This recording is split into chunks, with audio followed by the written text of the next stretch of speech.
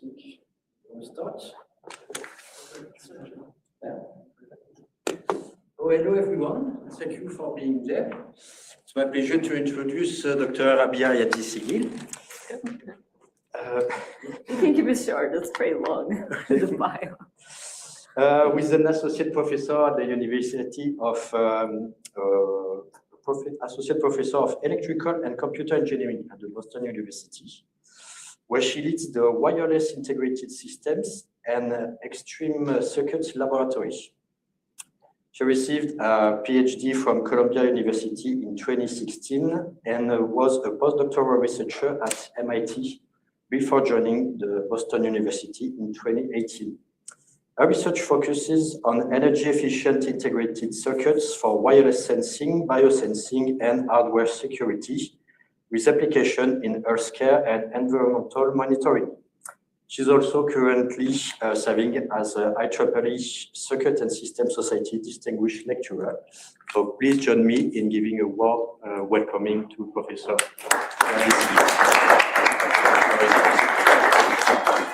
Thank you. Good morning again, and thank you for coming. So before we get started, as you heard, I'm at Boston University. My group is called WISE Circuits for short, and these are my students. And we basically design energy-efficient, application-specific integrated circuits with mostly interdisciplinary applications in human health, environment, sustainability, as well as wireless communications. Today, you're going to hear very interdisciplinary topics that we work with domain experts from biology, from information theory, statistics, mathematicians, security experts. It's a mix of different topics, but of course, the underlying idea is that we're going to tie that to circuits. And we design chips in the group, of course, but we work in three main application areas, and you're going to hear about two of those today. The top row is what we call cyber-secure biological systems.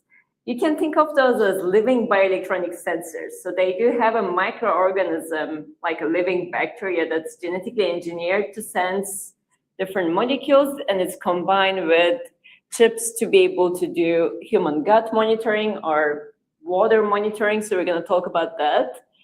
And then part of my group works on co-designing low-power digital circuits and algorithms for decoding. That's the all-in-one data decoder. So we're going to talk about that as well.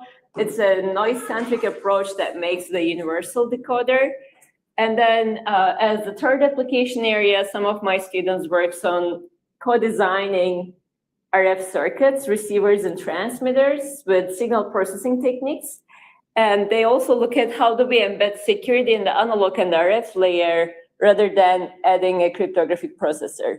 So to make it, especially for energy-constrained systems, when you cannot afford a cryptographic processor, can you do everything in the analog and the RF layer? So with that, we also like to build deployable systems. So we're going to talk about this capsule right on this top corner. This is an ingestible device. I have it over here as well in my hand. We'll talk about that one. But the goal is to work with people from different domains to bring them as close as possible to a real deployment scenario. So for today, we're going to start with cyber-secure biological systems. We're going to talk about the healthcare scenario and then environmental monitoring scenario. And then we're going to switch gears, actually talk about coding theory and wireless communications. They're very different applications, so they do have different system requirements, but the underlying idea is that you need energy-efficient ASICs to make that technology or science possible. So today I'm going to highlight projects that are in collaboration with Boston University Biomedical Engineering Department, as well as MIT Bioengineering and Mechanical Engineering Departments. I work with people from different domains on these projects. And so what are these cyber-secure biological systems and why there's cyber-secure in the name? Let's talk about that. Again, you can think of these as living sensors. So they do have a genetically engineered biological component, and we leverage biology to sense biology. So these bacterial sensors, when they are engineered, they are very good at sensing chemicals in harsh environments. They do have very high responsivity, as well as sensitivity and specificity, so they can detect molecules in the water, in the soil, And then we use application-specific circuits to do the data processing, reliable data generation, and communication infrastructure. So when they are combined, they could actually be deployed in many different scenarios. They could be used for disease monitoring, closed-loop drug delivery, or they're used a lot for soil quality and water monitoring. And we also use them for biomanufacturing, sustainable manufacturing of goods and through using the waste. So what does my group focus on here is how do we design real-time information transfer from these bacterial sensors to the outside world in a multiplex fashion with power and size efficiency constraints of the application. We also look at security here. I mean, you can think of these as now a living IoT network. So if people can attack your IoT devices, they can ideally attack these devices too. So we look at how do we embed security within these tiny, low-cost, low-power devices that has both a biological component and the electronic component. So we try to merge those two domains for the security as well. So we're going to start with the ingestible capsule work, and then we're going to talk about microfluidics and electronics again for the characterization of these biological systems. So if you think about your gut, right? So if you have a problem with your gastrointestinal tract, what you do, you go to doctor's office to do endoscopy. That's by using images, right, gathered from the endoscopy machine. And you can only do that a few times a year. It's a very invasive process. You cannot really do real-time monitoring of the patient with endoscopy. As an alternative, you can collect stool samples and actually do biomarker measurements on stool. But the issue is you lose most of the essential disease-related information when you collect stool samples. So you're losing short-lived molecules when it goes through the digestive system. And as an alternative, there is this PillCam. Maybe you might have seen it. It's a commercial video capsule endoscopy. It's for real-time monitoring. You swallow the capsule. But again, it's an image-based system, so it really doesn't do any molecular measurements inside the GI tract.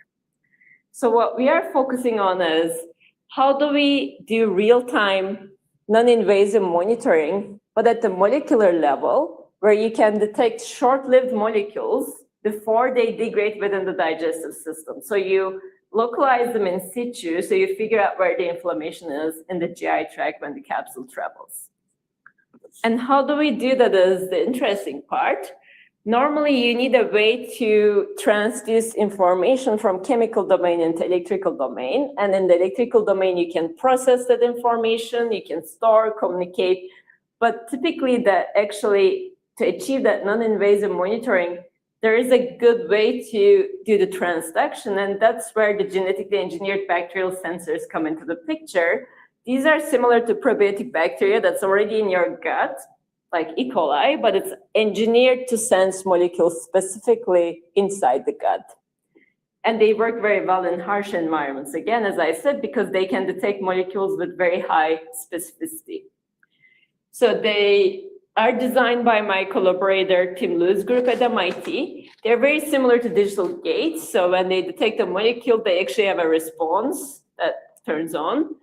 And here you're seeing the response of a digital biosensor for a nitric oxide. It's a molecule for Crohn's disease. What's interesting here is that you should pay attention to, so when it detects the nitric oxide, it turns on. This gray response right on top of the control is the response of the sensor to other similar molecules inside the gut. So it doesn't respond to nitrate or nitrite. It only detects the specific molecule and turns on. And why this is useful? So you can actually build kind of switch gates to create a disease stage detector with this. So they can be turning on at different thresholds, so they can get activated at different concentrations of the molecule, and that could become like a disease stage detector. So it could tell you what's happening when you turn on different parts of the disease detector. So how does this tie to the circuits? What happens is when you start detecting these biomarkers, it could be bleeding in your GI tract or antibiotic sugar, they actually have a way to respond. So these bacterial sensors either respond in electrochemical domain or optical domain mostly. And you have to choose out of those readouts which one makes sense for the application. Here, the goal is to design a low-cost, low-power ingestible device. So you actually would prefer luminescence readout, for example, instead of fluorescence, because you don't want a light source to make it low power and compact. You also don't want a lot of optical filters as part of the system. When you choose luminescence readout, what happens is the bacteria itself, when it detects the molecule, it generates a light signal without requiring a light source. And the electronics actually will detect, of course, that light signal to process it. So this is kind of how the capsule is shaped. We have a 2x2 array of bacterial sensors. Each of them are engineered to sense a different molecule so that you can do multiplex measurements. When the target biomarker passes through a membrane, they actually interact with these bacterial sensors. So you take the disease, and it responds with a light signal, bioluminescence signal. And on the chip, we have CMOS photodetectors that detect that signaling, and then we process it in the analog domain, and we wirelessly transmit that information out of the body to your cell phone. And it's this capsule, you're seeing it right next to a chickpea or a blueberry as a size to give you an idea how small it is, because at the end you're gonna swallow that, right? So the goal is to miniaturize and integrate everything. What is the challenge from the electronic side? These bacterial sensors actually have a very weak response. So the light signal coming out of the sensor is very low.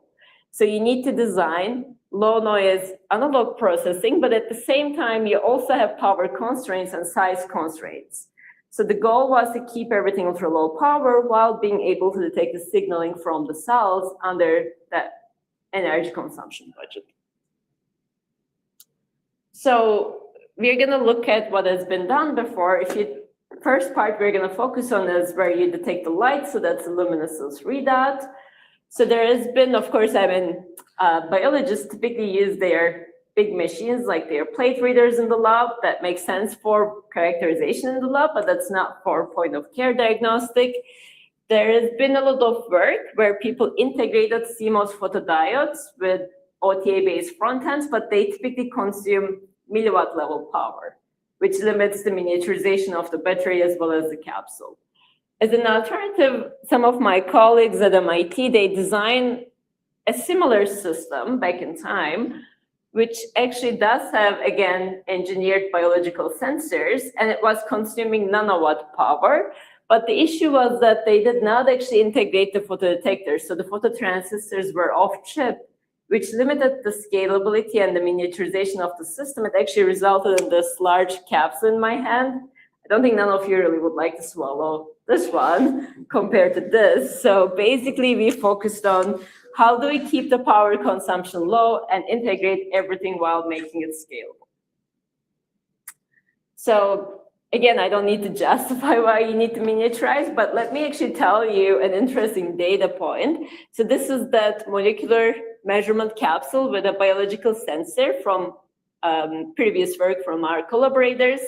This is what you have as the commercial video capsule endoscopy, and this is our capsule to scale. So the reason that you still go to doctor's office to swallow that pill cam is because even if you are healthy, there's a risk of 1.4% of healthy people having the device getting stuck somewhere in your GI tract. If you have any problem with your GI tract, it goes up to 13%. So there's a pretty high risk that if you swallow that device, that it could get stuck somewhere in your GI tract. That's the reason that you still go to doctor's office to swallow it. So we wanted to create something that you can actually use it at home, do more low-cost monitoring.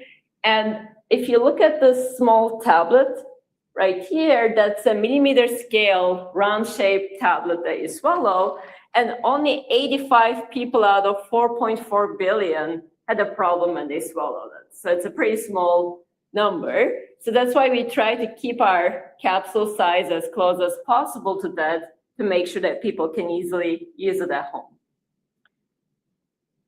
So again, I guess just to highlight, the goal was to make it small, but at the same time, we wanted to keep the power consumption at nanowatt. And the idea was there to eliminate the battery eventually. So we wanted to actually harvest energy from the GI environment itself to power the capsule so that you don't actually need a battery at the end. So to do that, as the starting point, we designed a bioluminescence detector circuit, which was doing scalable biomarker detection by using multiple photodiodes. And then we had ultra low power and high resolution through circuit techniques, which we will go over them now. So this is kind of the top level architecture. Here we have, again, this 2x2 array of bacterial sensors. They are directly sitting on top of CMOS photodiodes. So when they are stored in small chambers that sits on the diode, and when they produce a light signal that turns into a photocurrent, and we're gonna go over the core block at the circuit level, it actually encodes information in time domain. And then we have a time to digital converter, which gives you digital counts as a simple readout. So if you have high number of digital counts, that means that you have a high level of biomarkers in your gut. If you have a low level of digital counts, that means that low level of biomarkers. And we also have all of our timing as well as power management circuits on the chip, so that everything is kind of like a self-sustained system. So where does the low power part come in? So if you think about it, if you swallow a capsule, right, it's gonna go through your GI tract in roughly 24 to 48 hours, depending on your diet, your health. So it's same as any food. So while it is going through the GI tract, interesting biological activity typically happens in the order of minutes to hours. So it's a very slow response compared to electronics that operates at gigahertz speeds, right? So there's a good time constant difference there that you can actually leverage to make it ultra low power. So we keep as the first level of duty cycling, we keep the capsule in sleep mode for most of the time, and then it wakes up every 10 minutes to collect measurements. That's programmable. That's the first level of duty cycling. As the second level of duty cycling, we do low power analog processing for roughly 16 to 26 seconds. And then we turn on the high power, let's say wireless transmission for the last 12 milliseconds to do the transmission. So that's kind of the second level of duty cycling. And in the active mode, the capsule only consumes 59 nanowatt of power from a 1.1 volt supply. So it's an ultra low power system in terms of both the circuit level techniques and through this duty cycling scheme. So now I'm gonna walk you through the simple core circuit idea that does the measurement and the encoding in time domain. If you are familiar with zero crossing ADCs, it's very similar to a zero crossing ADC as a structure. It's just with a slight change in terms of architecture, how we read out the information. But I'm gonna go through the 4 phases of operation. So in the first phase, it's a reset phase. So we have a P plus envelope P substrate diode on the chip. And we have these C1 and C2 caps. By using Phi4 and the Phi3 switches, we discharge the junction capacitance of the diode as well as the C1 and C2 caps at the beginning of each measurement cycle. That's your reset phase. And then when you're sampling, what's gonna happen is you have your Phi1 switch on right here and here. So you're basically integrating the photodiode current right on top of the junction capacitance, right? The diode's junction capacitance for the sampling period. So if we think about an example case, if you have a high current for case 2 compared to case 1, what happens is you build up a larger voltage drop across the diode for the case 2, right? So you're integrating for the same time period. The one quick challenge there is, given that the signal is very weak from bacterial sensors, you want to keep the dark current low. So that means that you want to keep your diode close to near zero bias. So you cannot really integrate for a very long time. You don't want to build up a large voltage across the diode.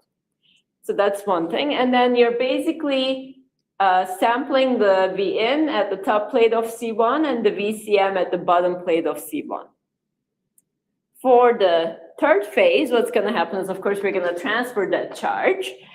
What's happening here is we have both the Phi2 switches on, but also we have a switch right here, which is the Phi2I switch, that's on for a very brief time period. What it is doing is it's actually resetting this V0 node to the supply of the chip. But here, if you look at this VX node, what happens in that scenario is with the charge transfer, you actually have a starting voltage that depends on your current level across the diode, right? So if you have a higher current for case 2 again, at this node, when you reset this to VDD, you have a higher starting voltage for the second case. That's proportional to how much voltage you build up across the diode. So we're going to actually use that VX node to do the readout. In the last phase, which is your output discharge phase, what you do is you deactivate this phi-to-I switch. What's going to happen is you have this current source here that's discharging both the V0 and the VX node at a constant rate, right? So if you look at it, both of your V0 and the VX node are discharging at a constant rate. And normally, if you were designing a zero-crossing ADC, you will actually read the output from here. But what we are doing is we're actually looking at this VX node. Given that you have different start voltages at the VX node, and you're discharging with a constant rate, that means that this inverter is gonna trip at a different timing, right? So we are basically looking at the threshold crossing of the inverter, depending on the VX voltage that was built up. So that gives you different number of counts. That's actually proportional to how much photocurrent was generated through the bacterial sensors. So that's kind of the simple core circuit idea to do the readout. And all of this was actually characterized, of course, electrically and optically, but I'll show you some more interesting biological data because that's more relevant for these type of applications. So we first did in vitro measurements. Capsule was inside this 3D printed casing. You see it on the screen as well. There are 4 1 microliter chambers that holds the bacteria. So it's only a 1 microliter of bacterial sensor. And then we put it, of course, and we wirelessly transmit in vitro to start with the molecules. Here, what you're seeing is the data. So we have 4 channels. This orange channel is a reference channel. It's just a dark photodiode that's used for temperature and hardware offset calibration and cancellation. There's no bacteria on that one. These 2, the purple and the blue, are the same type of bacterial sensor. So they are detecting the same molecule. We use them as independent sensors to cross-validate what they are detecting. And then there is one more. This is the orange one, kind of like dark orange red one. That one is actually another bacterial sensor. It's a null sensor, so it doesn't actually detect the molecule. So it's not specific to that molecule, so it's not supposed to respond to the molecule of interest. And we are detecting here tetrothionate. That's another Crohn's disease-related molecule that you want to detect. So what happens is this level is actually set by the electrically characterized and optically characterized minimum detectable signal level. So we are able to detect roughly 59 femtemp of photocurrent, and it stays around that level.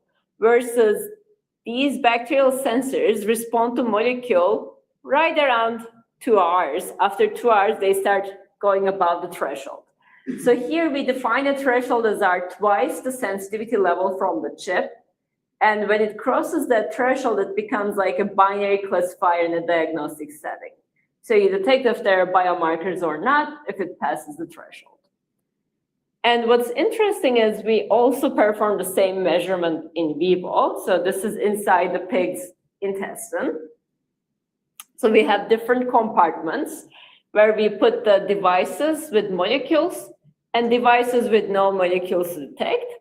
And then we actually transmit data from the abdomen of the pig to your cell phone wirelessly. And here what you are seeing is we are able to distinguish buffer solution and the molecules in the induced part when you compare them. And it also, this is the receiver operating characteristic curve of the same device. It reaches to 100% sensitivity and specificity after 2 hours. So what this tells you it's actually able to detect small amounts of analyte inside a very harsh environment. It's actually very hard to detect what's happening inside the gut because it's a very mixed and chemically not very easy to sense environment. So that's coming from also the power of these bacterial sensors. So on the high level, for this application, the goal was to make the capsule small, be able to detect multiple molecules, and at the same time, compared to this large capsule in my hand, back then that was the state of the art, the goal was to improve the sensitivity. So we improved the minimum detectable signal level using the circuit level techniques by roughly 6x and 2x the resolution while miniaturizing the capsule. So what's next here? As I mentioned, we only focus on the light detection part, luminescence detection. We are actually using commercial wireless transmitters for the first demonstration. As the next part now, as you can guess, that's the power-hungry part of the system now as the bottleneck. So we are working on designing our own custom transmitters as part of the system. And part of my group also looks at when you have these devices that consume ultra-low power, how would you embed security if, given that they are now connected inside the body, how would you make sure that they are securely transmitting their data wirelessly? So part of my group looks at those type of challenges. So now what I'm going to show you is how could you use these systems for a different application, not inside the gut. So let's say that we want to do wastewater measurements in the water to understand the quality and different chemicals. This is actually interestingly funded through Semiconductor Research Corporation. It's a consortium in US that has companies like Intel, AMD, and others. And the goal there is they're trying to understand when you fabricate semiconductors, how much PFAS goes into the water. So the goal is to create this real-time monitoring network, but not only using wireless sensors, they also have this biological component as part of the system. So it's like a living IoT network where you sense toxic chemicals and pathogens inside the water, and you can do different measurements with, again, good specificity and sensitivity. So when we start working on this project, what happened is for all of these applications from healthcare to water to soil, the issue is biologists typically don't design their bacterial sensors to deploy in some real environment. They characterize in the lab by pipetting their cells into their well plate, they take it to an equipment, and if the temperature changes or the pH changes or something changes, it's not really as well characterized for those different conditions because it's very manual and labor intensive. So we wanted to create a platform where we can actually characterize with the deployable electronics and in a high throughput so we can see what happens when the environmental conditions change so we can actually deploy these sensors. So we build a high throughput microfluidic system, droplet microfluidic system that has the chips that are part of the deployable device in the real environment as part of the system in the lab so that they characterize in real time with those ASICs. So if you never seen droplet microfluidics, what are those? Those are these tiny water droplets. They are in nanoliter volume, so they are very small, nanoliter volume, and they encapsulate those bacterial sensors. So inside each droplet, there is bacteria that's engineered to sense a sort of a molecule of interest. And what happens is each droplet is kind of like a valve plate. So you can change each droplet's condition one by one. You can control how much temperature or pH or chemical gradients change inside each droplet. And you can actually measure them. So what does the biologist do right now? They actually collect all of those droplets. They take it to a bulk measurement device. So they lose the resolution of the droplets. That doesn't really make sense because you're trying to measure droplets. So what we did is we embedded our ASICs within the microfluidic channel so that we detect in real time what happens. And we are using two modalities. So we are using light again, because that's typically a good choice for these bacterial sensors. But we are combining that with an impedance spectroscopy chip. The reason for that is if you think about a droplet, let's say there's bacteria inside that's producing light. When you measure light, what you don't know is if there are many bacterial cells that are producing a low amount of light, low protein expression level, or if there are only a few cells that are producing a high amount of light. So you need a way to normalize your measurement, right? So you actually want to measure the cell density inside the droplets. So we are using impedance, a way to characterize the density of the cells inside each droplet, so we can actually normalize the light data. And then based on that data, we actually do sorting to decide which bacterial cells we want to use. So I'm going to keep this high level, but this is how the system looks like. This one is, we are using actually rapidly prototype microfluidics. My collaborator, Douglas Densmore's group, they don't use clean room to fabricate their microfluidics. So it's not a PDMS-based device. It's a low-cost thermoplastic that they do CNC micromilling. So they use big machines to micromill those microfluidics in a rapid way. And instead of using gold electrodes, that's more typically used for microfluidics, they're actually using conductive ink to make it as a low-cost choice for the electrode. But that means that actually the measurements are very noisy, so you actually need better circuits to kind of interface with those low-cost microfluidics. And the other challenge is, so when the droplet passes through the channel, we go through a photodetector as the first part, so we're going to detect the light inside the droplet. If you remember, I was telling you with this capsule, there was 1 microliter of bacterial cell. Now you're down to nanoliter volume.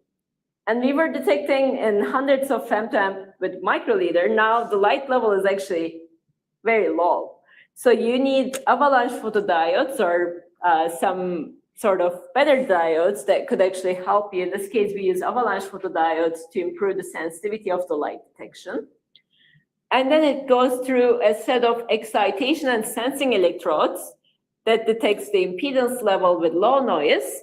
There again, the challenge is the microfluidic channel is a very high baseline impedance, and there's a tiny droplet that passes through the channel, which is a very small change in impedance that you try to detect. So this work was actually published at the ACCC, but I'm just going to show you the platform. So it's like a plug and play platform. It's like a demo system that the biologists can change to different type of sensing modalities. So this is light. This is impedance. We have microfluidic devices that's sandwich in between. And you can do measurements in the microfluidic channel. And here you're seeing actually the droplet passing through. This is the conductive ink electrode. It's a slower video just for everyone to see the droplet. And the idea is that we are able to detect down to 4 nanoliters. So it's ultra small droplets with a residence time of 3.7 milliseconds. That's a high throughput for microfluidics work. And then we're also able to detect the light inside the droplets for different volumes. And you're able to distinguish the droplets when they pass through the channel.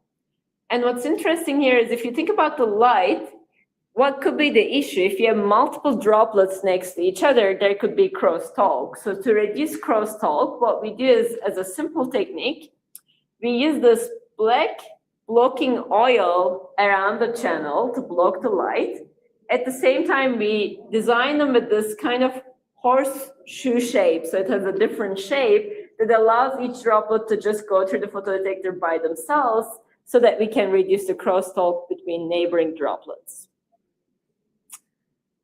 So before I switch to wireless, I thought I'll highlight one last application of this biosensors. I'm sure all of you are familiar with this movie, right? So the idea here is, how do you do biomanufacturing using these type of sensors? By utilizing the waste to turn into something that's useful. So bioreactor monitoring traditionally is very kind of like old style. So they have all of these sensors for pH, dissolved oxygen measurements. Each of them are expensive, and they're also like large probes that you stick into a fermenter tank to measure what's happening inside the bioreactor. And today they don't even have a way to tell what is the health of that microorganism that's producing whatever you want to produce, because that actually impacts the yield as well as the production, right? So we wanted to design tiny sensors like the gut sensor that's free floating inside the bioreactor, that's measuring multiple modalities, temperature, pH, but also new type of modalities that tells you about the health of the cells inside the bioreactor for the production. And while they're monitoring in real time, they can also give you spatial information about what they are measuring, as well as it was actually a DoD-funded research. So the goal was to securely communicate the data between different sensors, as well as the central hub. There we actually utilized the delta sigma modulator in the analog front end to encrypt the data. So we utilized the quantization noise of the delta sigma modulators to encrypt the data. Today, I'm not going to talk about this work. This was just published at SRIC, but given the time, I'm actually going to talk about a different wireless work. But this is just to highlight another use case for you for these type of systems. And we actually created a website for those of you who are interested in interdisciplinary research. So we wrote a review article in Nature Biotech to basically talk through how they interface electronics, engineered biological systems, and microfluidics for different applications, what type of considerations are there. And then similar to, you might be familiar with Boris Mormon's ADC survey. So similar to that, we created a website that allows us to keep track of the trends in this interdisciplinary domain. And you can actually add your own papers that gets updated in the website so that we see how the trends are changing over time. So if you ever work in this interdisciplinary area, that's a good resource. We already reviewed ourselves 150 papers, but of course there's more in this area.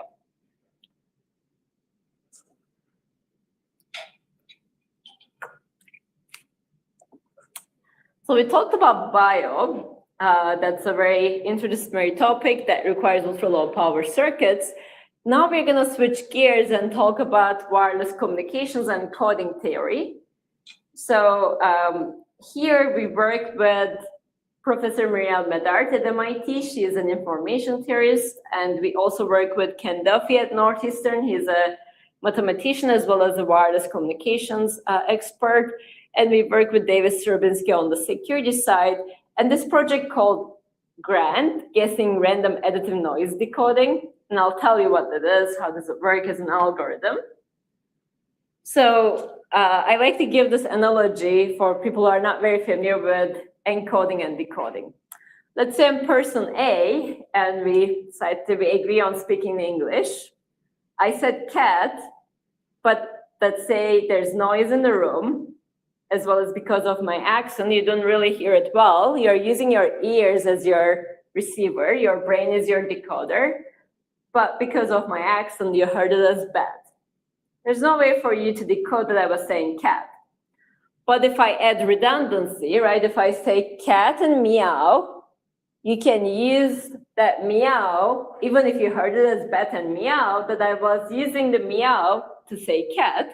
And you can actually decode the information, right? So we have a very similar mechanism in digital information exchange. So we add redundancy to encode our data so we can reliably store or transmit our data. And you still need error detection as well as error correction algorithms that are specific to that coding scheme to be able to decode your data. So what has been done in this domain is, if you go back all the way to Shannon, in 1948, Shannon told us that the best error correction performance comes at long code lengths. And then in 1978, Berlekamp, Meklis, and Tilburg established that optimally accurate decoding of linear codes is actually MP-complete in code length. So since then, what people do is they design a specific decoding algorithm and the coding scheme together as a pair to be able to do error correction. So there are actually even some codes, like random linear codes, that weren't able to be decoded in practice until very recently, until we have this new chip. What does that mean for you as an engineer, right? So that means that if you want to support multiple coding schemes, you either have to increase hardware complexity, or you need standards like 5G, 6G that has a specific coding scheme that's restricted as the use, right? So for 5G, we use LDPCs for data communication and the CA polar codes for control channel communication. So what are we doing here? We are actually getting rid of all this puddle of chips, and we have a universal decoder. Universal in the sense of it can actually work with any coding scheme, even the future ones that you develop in the future. So it's agnostic to the code. We'll talk about how that works. And it can actually even decode the ones like random linear codes that you were not able to decode before in practice. And I always get the same question. So if it's universal, it must be very power hungry. It's actually almost 2 orders of magnitude more energy efficient than code-specific decoders that are designed specifically for 5G. So how does it work, right? What is the algorithm? So this is developed by my collaborators, Professor Muriel Medart and Ken Duffy on the theory side. What happens here is, let's say I transmitted my code word X, there's an error E, you received code word Y. What you do traditionally is you try to guess what was X, right? What was basically stored or transmitted using the codebook structure, the hash of that structure, which is hash of that data, which is Y, right? That's how the traditional error correction works. Here, what we are doing is we are trying to guess the error noise that impacted the data, the noise effect, rather than using the codebook structure. So we decode X using the noise effect. How does that work? So what do you do as the first thing? You check if your code word was received error-free. So you multiply your code word with your parity check matrix, that's your syndrome calculation. So if there is no error, then you're done with your decoding. You don't need to decode anything. If there's an error, what do you need to do? You basically rank order noise effect sequences from most likely to least likely noise effect. If you think about a hard detection scenario, you don't know anything about the bits. They're equally likely that could be flipped. What is the most likely thing that could happen? You have 1 bit flip. That's a Hamming weight of 1, and it could be anywhere. What is the next most likely thing? You have 2-bit flips, 3-bit flips. It actually follows the increasing Hamming weight order for hard detection scenario. And the first instance that you find the right noise effect sequence, you remove that noise effect sequence, you do codebook membership check, and the first instance that you find the right noise effect sequence is actually maximum likelihood decoding for hard detection scenario. And the reason that it's actually universal, as you can guess, or code agnostic, is it guesses the noise effect rather than depending on the coding or the codebook structure.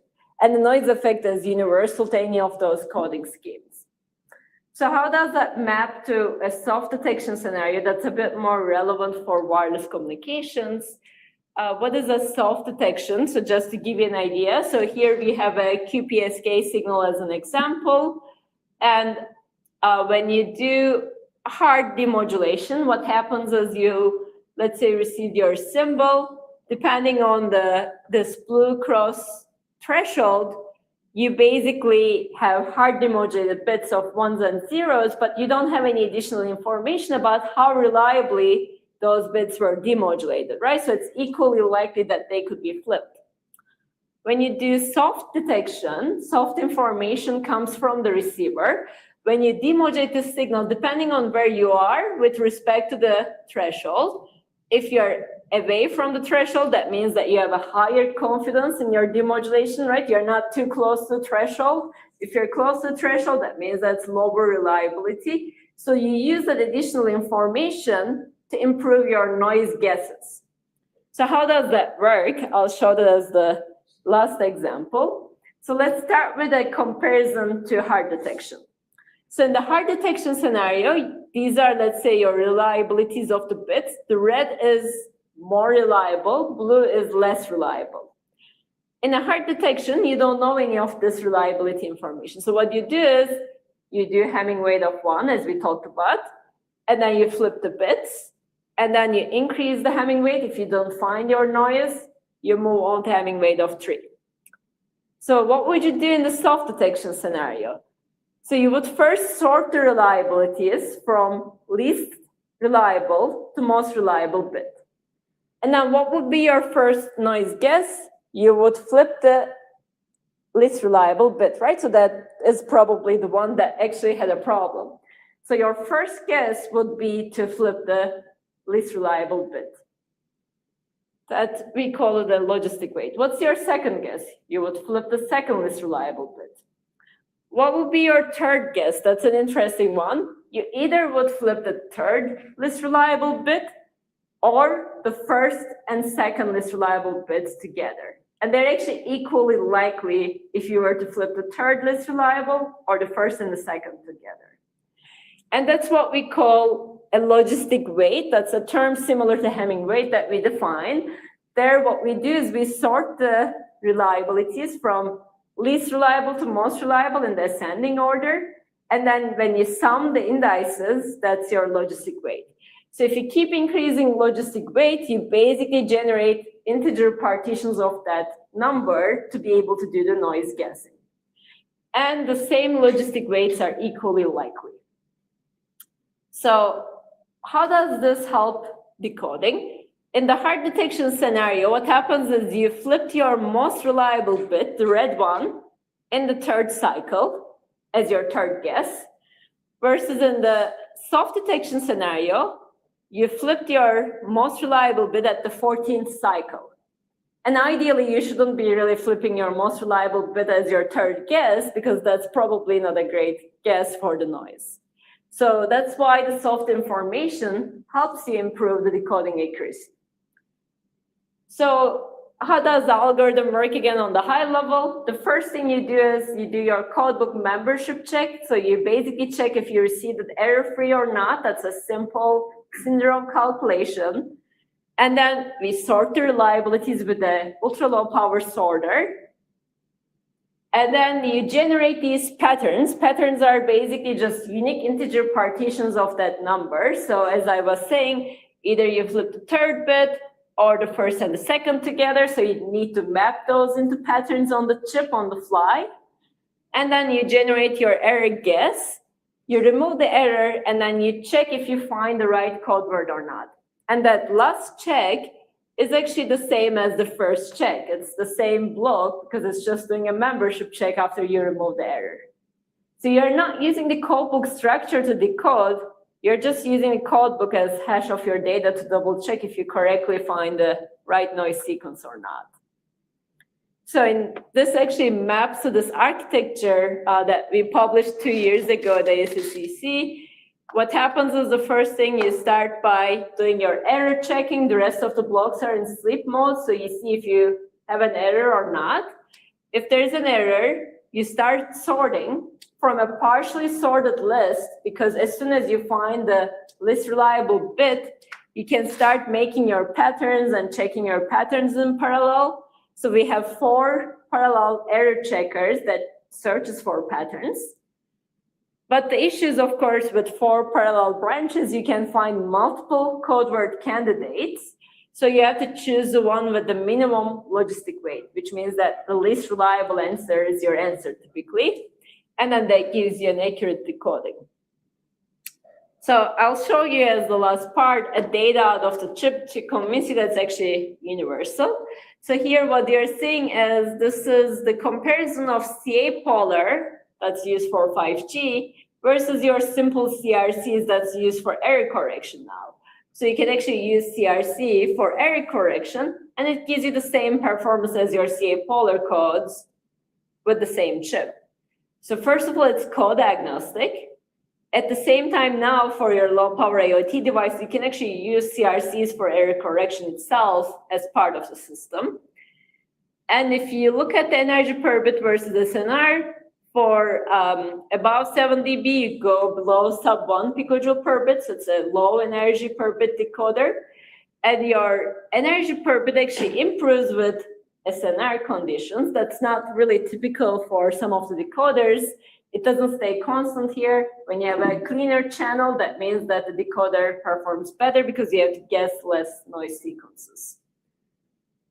And to give you an idea how it compares with the state of the art, so right here, these 3 nodes are actually 5G specific decoders, state-of-the-art CA polar decoders.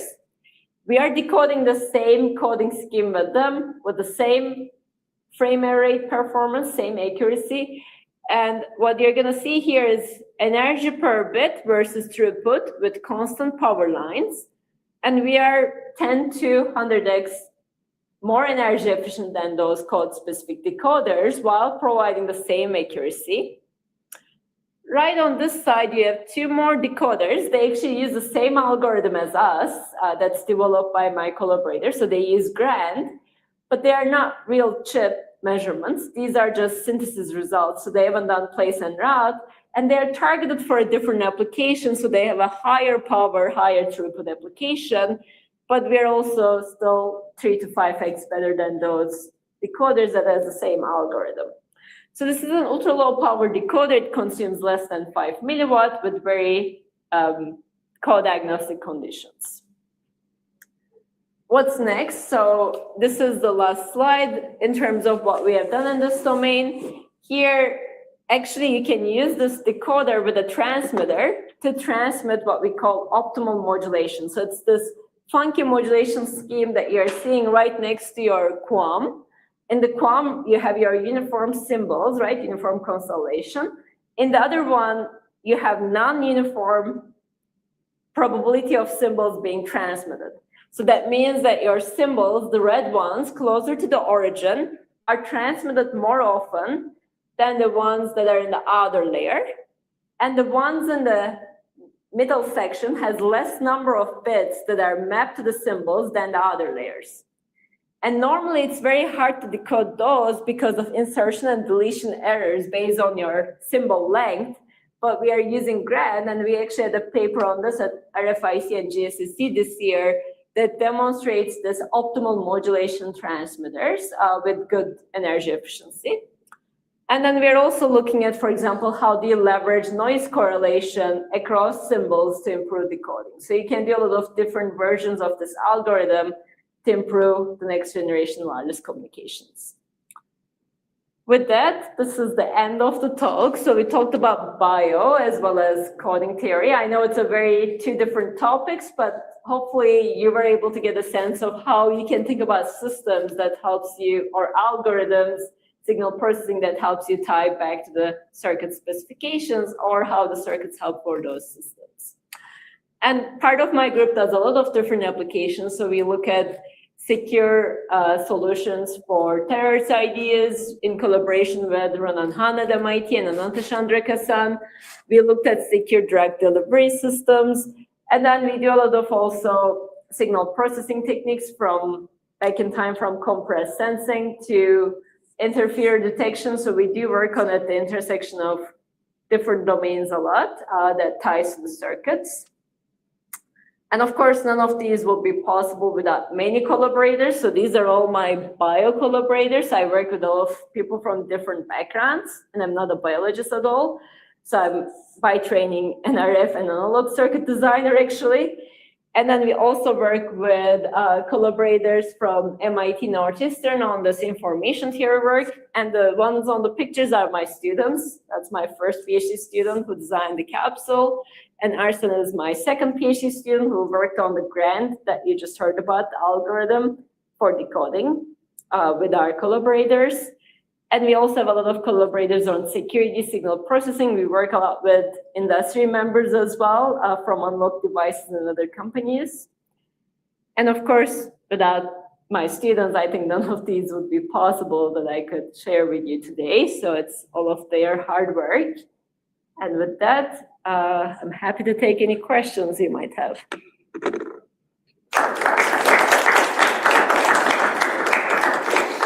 Thank you very much.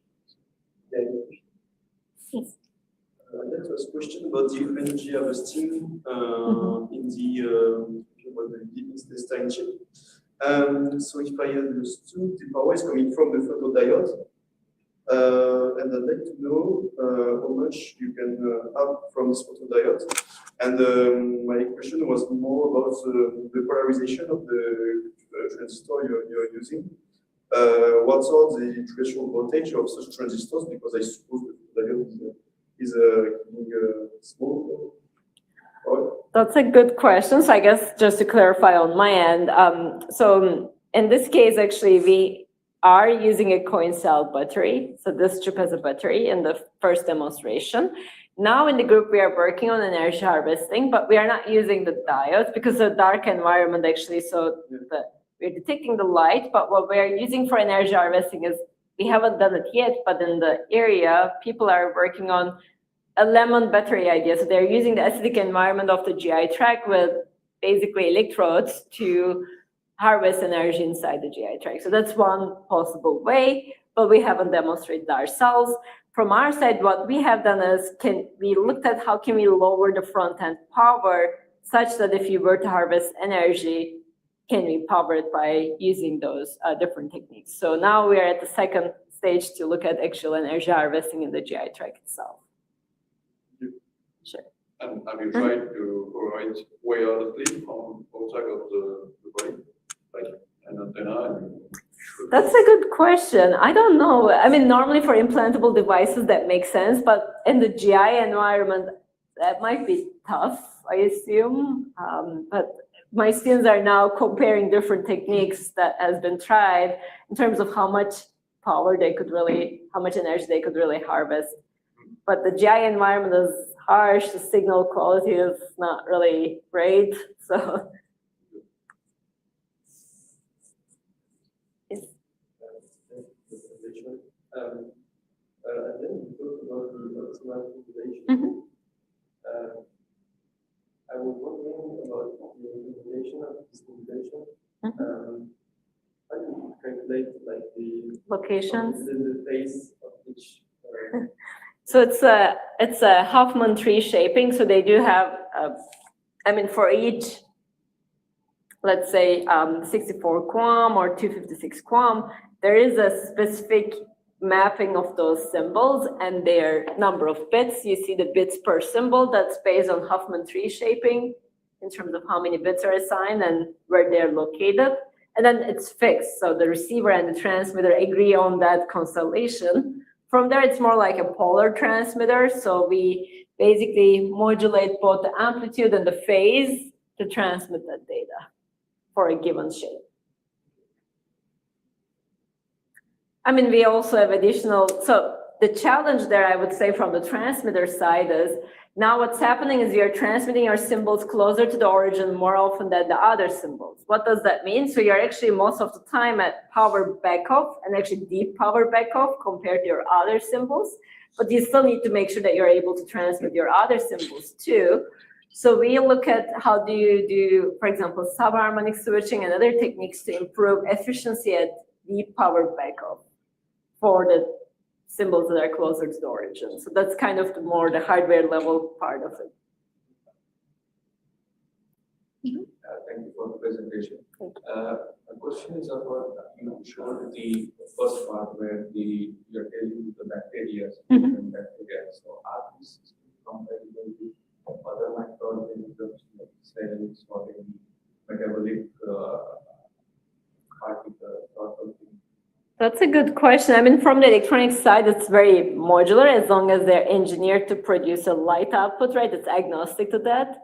So, I mean, in the water, for example, wastewater, people or in the soil as well, people are using a lot of yeast-based systems. So it could be a yeast, whatever is engineered. And what they like to do typically is the environment you deploy, and if it's soil or the human body, they like to use the organism that actually lives there as the wild type bacteria, because then in that scenario, they can actually survive probably if you put them as a sensor too, because they have to get nutrition, right? They're actually living organisms when you even engineer them as a sensor. So we typically work with biologists. They pick whatever the environment, soil, water, whatever the bacteria or the cell type there is, they use that organism as the sensor to engineer for the molecule. But I'm not a biologist, so I don't know all the details of that part. We were talking about the severity going from mild to severe in terms of detecting a disease. But do you think, is it actually viable to quantify a disease? Because it would depend from person to person. Like if a person already had a disease, then they might already have some antibacterial in their body. And that's a great question. Yeah, currently there is no tool that could actually give you that information in the GI tract, so doctors don't have a way to measure it. They do have some, based on like the disease knowledge, they do have some expectations in terms of what the concentration of the biomarkers in the body, if you're healthy or not. But again, what's going to happen is when you have this tool, you're going to measure this over time for a long time as you're like similar to your, I don't know, Fitbits, like personalized healthcare, right? So at some point, it's going to be calibrated based on your own data, where you can see when you have a disease flare-up or not. So that's kind of the vision that we have. But right now, there's no benchmarking point other than endoscopy, because that's the only system. There's no real molecular measurement in the situ right now. Okay, thank you. Actually, I had a question about what's the CMOS technology node you use? Oh yeah, I should have mentioned, for the bio, it's 65 nanometer CMOS for the BioWorks, all the chips that I have shown. For the decoder, it's 40 nanometer CMOS, the one that I shown. And yeah, the transmitter is 65 nanometers. Anything digital previously was 40 nanometer, and the analog ones are 65 nanometer CMOS technology. So on the same chip?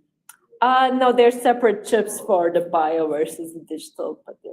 And who's the foundry? So we work with TSMC for those, but now actually we've switched to Global Foundry is 22 nanometer FTSOI, but we don't have any results on that one yet.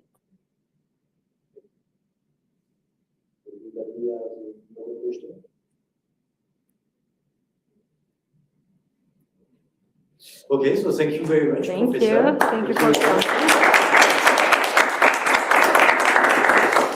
And if everybody agree, I'd like to take a picture of everyone with the professor. Sure. Sure, yeah. So That would be you great. can go on stage, you and the professor take a picture, and you.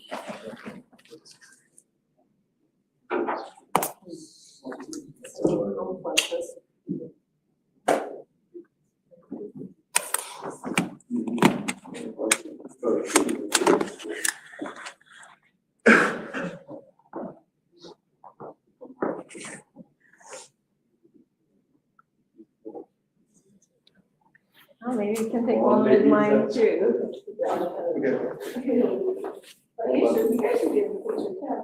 Yeah, but there is Selfie.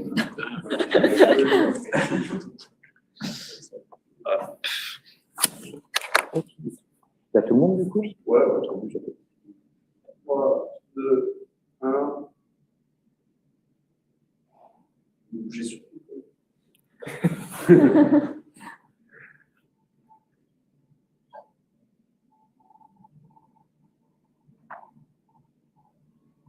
C'est bon. Okay, thank you very much. Thank you very much. Thank you all for coming.